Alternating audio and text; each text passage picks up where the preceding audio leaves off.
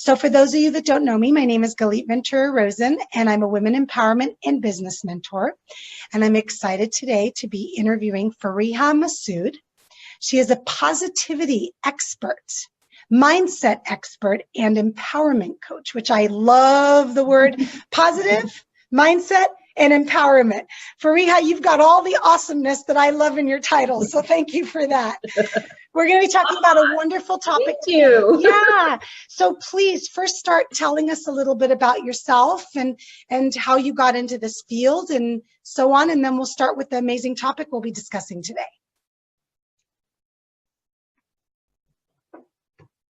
Absolutely. Just a slight correction. It's a positive mindset expert and empowerment coach. Thank you. The way that I came, the way that I came to it, it came into becoming a coach has everything to do with a transformation that I was able to make in my life. With every passing year, it's hard to believe that, oh my gosh, it's been another year. But 5 years ago, I went through this huge transformation of weight loss and finding my dream job and just all of the stars aligning. And I realized along the way that what helped me get there was this positive attitude, and that our beliefs shape our reality, oddly enough. And when you step into that positive mindset, when you start to believe in your ability and your power to do good things, that it makes such a big impact on your life. And then once you fully embrace that, your own power, then you make it possible for others to step into their own power. And so that's, I guess that's a short explanation of how I got into becoming a mindset or a positive mindset expert and an empowerment coach. Oh, I love that. And I absolutely love that. I think that, as you know, for me, mindset is so important. And I believe everything starts and ends with that. You can teach someone all the tools to be successful, but if they don't have the mindset to know that they can be successful or to align with it, it doesn't matter what you teach them, it won't make a difference. So I really, really appreciate what you're doing. Absolutely. I think it's wonderful. So let's get started with this wonderful topic that we're going to be talking about. We're going to give everybody some tips. I'm really excited about that. So tell us a little bit about the topic we're going to talk about today. Well, the thing that I wanted to talk about today was what's called how to get visible despite your fears. Perfect. The thing is, I guess I didn't explain in my little introduction that I happen to be a Zumba instructor. But when I started down the road of becoming a Zumba instructor, I was actually one of those people who I couldn't dance. I hated the idea of public speaking. I hated the idea of getting up in front of people.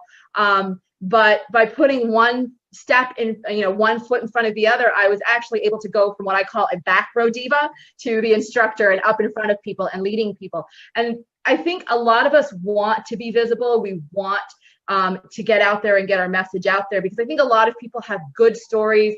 They have, their history is rich with stories that can inspire others, but sometimes we're just afraid of putting ourselves out there because we're not quite so sure how it will be received and putting ourselves out there. So the key to getting visible is that fear. How are you going to get past that fear? Absolutely. And I want to stop you real quick because you said something so important that I want to make sure everybody heard. Message. You said you have a message, you have a story. Everybody has something to share to inspire. And I think that's really the key to the fear that you're going to be talking about today and giving us tips, because in all honesty, most of us, including myself and you, we are out there doing the work that we believe we're supposed to do. We did not decide to get into these fields because we want to be famous or be out everywhere or everybody know us. It's actually the opposite. Most of us that are in these service fields that are helping others, empowering others, that's really the word, really are not interested in being in the limelight. And so I think these tips are really important because of that piece in itself. So take it away. Give us our first tip to becoming visible and overcoming the fear. The first step really is to say yes. A lot of us feel that fear that, oh my God, I can't do this. Oh my God, I can't do this. And it stops us from even thinking about taking that step on stage. So the first step is when someone, so when someone asks you to step out, like if you've asked me to do this interview, or what I was famous for would be my instructor. Once I had done the training to become an instructor, my instructor would very famously say, I would walk into class and say, hey, Fariha, do you want to do a song? And my instincts were to, oh my God, no, I can't. And to but I would, shake for a minute, but then I would say yes. So when opportunity knocks, don't hem, haw, and think about it. Just say yes. Take that one little step, because again, when you take one step and then you take the next step, you're going to get closer and closer to your goals. You're going to get closer to a life that you could never have imagined. You're going to get closer to a place of, what it is that you want to do, but you're afraid to acknowledge. So the first step, say yes. Oh, absolutely. 100% agree. I always say that. I'm sure always, I'll get a call and then I'll say yes if it's in alignment. Always make sure it feels good. And then afterwards, I'll figure out how to get through the resistance and fear, because I just committed to something and I'm not going to back out. So great tip. Wonderful. What else can we do? Well, I mean, that comes back to taking action, and taking action is the best way to silence your fear. And I do have to add that caveat that fear never really completely, totally goes away. I mean, Galit, I think you can probably speak to this. I can speak to this for sure. I've been an instructor now for almost 5 years, and I still get afraid. So be afraid, but do it anyways. Yes. Beautiful. Okay. And then next thing on our list to get past our fear is I think you kind of already covered it, is, just like, again, to make sure that it's in alignment with the, what's it called? With whatever you're saying yes to, your message, right? Yeah. And your message, right. Oh, and I'm sorry. The next step, sorry, just a little distracted. That's okay. A lot of people, I think, what's it called? A lot of people, I mean, if you're familiar with that old Brady Bunch episode where they're like pictured in your underwear, forget about picturing them in their underwear. I think one of the things that we want to keep in mind when we're feeling this fear about getting visible and hemming and hawing is that your message is really, really important. Inside your story, and as I mentioned before, inside your story, if you were to go back and you were to look at your life story, there is inspiration to be found. So when you find that ability to push past that fear, to get up on stage, you're giving other people permission to step out on stage, to own their story, to go and do the things that they think is impossible. So a lot of times we do feel, when we feel that fear about stepping out there, it's because of ourselves. We're afraid of, how is this going to impact us? How is it going to look? But if you can turn it around and shift that focus a little bit, and instead of worrying about, what are people going to think of you, think about the person that's out there that needs to hear your story. Because if you keep that person in mind, rather than picturing that person in their underwear, picture that person needing to hear your story. Because once they hear what it is that you've been able to do, whether it's become a Zumba instructor, lose weight, start a business, have a child, go on an adventure, whatever it is, they will then get inspired to go out there, step out there and make changes in their in their world. And that's probably the best way to make a positive impact in the world. And in all honesty, that's really, again, back to your message. This is not about us. This is about them. Yep. So if we hide in our houses and don't go out there and do what we're supposed to do and keep reaching out to whoever we're supposed to work with, then we're actually not benefiting other people. Yeah. And we're doing them what I call a disservice. Yeah.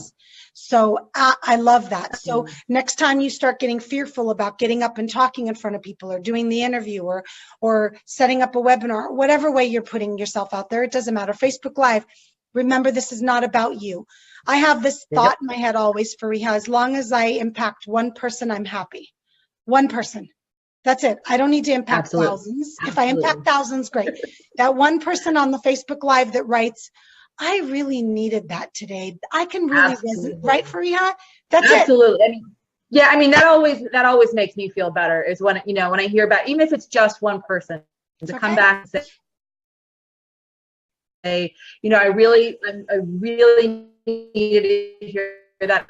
I'm so glad you said little things better. And I know that I feel better, so too does so too do the people who, you know, that they've gone off to impact. It makes them feel better as well. And it's a domino effect.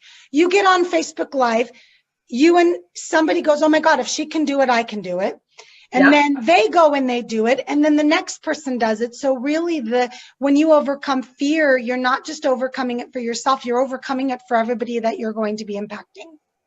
Absolutely. Perfect. And then the last thing that I wanted to talk about was, don't focus so much on the perfection of it, or don't focus so much on being perfect. You know, we all make mistakes. We all learn from our mistakes. Our mistakes are actually our teachers. They're our best teachers, because once you mess up, and everybody messes up, you will learn from it and you will grow from it. And really, the only way to get better is to make those mistakes. You make those mistakes, you get it out of your way, you then can take the next step and you can do it again and go out there, you know, whether it's doing a Facebook Live, whether it's teaching a Zumba class, whether it, you know, whatever it is that you're looking to do to get visible. You know, you may put a quote out there. Let's say, you know, you're looking to get visible on Facebook, and you start off with a quote and the quote bombs. But you know what? Somebody noticed that you were brave enough to put a quote out there that aligned with your values, that, you know, got your message out there,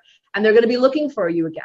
And when you come back again and again and again, you know, people will see you, and they, you know, you will get that visibility simply because you keep showing up and you keep doing. And even when you mess up and it's not completely perfect, they see that you're coming back again and again. You will grow from, you know, from doing this again and again and again. One of my favorite quotes is that the difference between the expert and the beginner is that the expert has made more mistakes than the beginner has even tried. So if the expert can make that many mistakes and still keep coming back and still keep honing their craft, you know, think of yourself as the expert in training, that you're not a beginner, but that you're an expert in training, and that these mistakes that you will probably make will make you that expert that you're looking to become. Perfect. And I think that is so important. I cannot tell you how many women I speak to, and they say to me before we even work together, they'll say, well, I'm not ready yet. Everything isn't perfect. And I go, oh, whoa.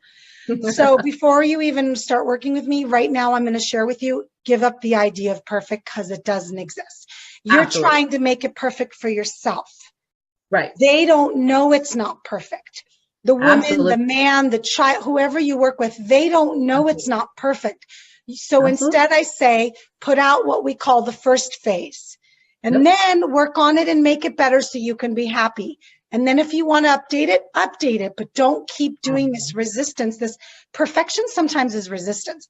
They keep saying it has to be perfect. It has to be perfect. I go, it has to be perfect. Great. But you're not putting yourself out there and you're not working it. So what are you making perfect? Absolutely. And you know, and we're never going to reach that perfection. And again, even going back to point number 2 about, you know, if you do put yourself out there when things are less than perfect, again, you will inspire others to go off and do the same. So, you know, it kind of comes back around. All of these points kind of come back around, and they kind of connect in that, you know, again, it's so important to put yourself out there, to make yourself visible. Your message is so needed and so wanted. And there is somebody, and that's the funny thing too about our voice. Somehow my voice is going to resonate with somebody in a way that yours won't. And somehow somebody else who's watching this right now, your voice is going to resonate with your tribe in a way that mine just won't, even if we're saying the exact same thing. It's, you know, there may be something in your story, there may be something in the way that you say it, that your choice of words, and that's why it just becomes so important, again, to put yourself out there, to make yourself visible, so that others can, in a way, absolutely, so that, you know, we can all keep lighting each other up, and hopefully, you know, so tell everybody, absolutely. So tell everybody what it is actually you do with your clients and how they can get a hold of you if they would like to learn more about working with you. Sure. I don't have the link for you exactly, but I will send it to you. But I work with working moms to tap into the inspiration in their life story to launch a coaching business. I can't speak. To launch a coaching business so that they can take back control of their lives. I work with women one-on-one. I do have a group program that is getting ready to launch by the mid-October, and I do actually have a gift for those who are watching, because I firmly believe that you're here for a reason. And I would love to invite you to Passion and Purpose, which is a free 90-minute intensive. We're going to dive deep into what lights you up and what drives you. We're going to gain clarity on what you want and gain focus on how to get there. Together, we're going to create a roadmap to reconnect your heart's purpose your heart's passion, to your soul's purpose. And I will have a link for you, Galit, that you can share. Perfect. We'll put a link to get a hold of you in the comments. For those that are watching in replay in other locations like YouTube and so on, is there a place where they can go to connect with you because they won't be seeing the link? The best place to get a hold of me is through my Facebook page, which is www.facebook.com/positivelyfariha. And you should also be able to, you can always message me, and you can reach me at Fariha, which is FARIHA @positivelyfariha.com. Perfect. That's exactly what we were looking for. Thank you so much for the wonderful tips. And I really hope anyone that's watching recognizes that stop letting a 4-letter word, fear, run your life, please. Yeah. Because if you really look at it, you're allowing something that isn't even real, that isn't even tangible to run and make the decisions and choices for you, and you're giving it so much power. So I really hope everyone that's watching takes to heart the steps that you gave. I think they're really important to start out with, and then go ahead and reach out to Fariha to learn more how to get past fear even further than those steps. Thank you, Fariha. I appreciate you so much. My pleasure.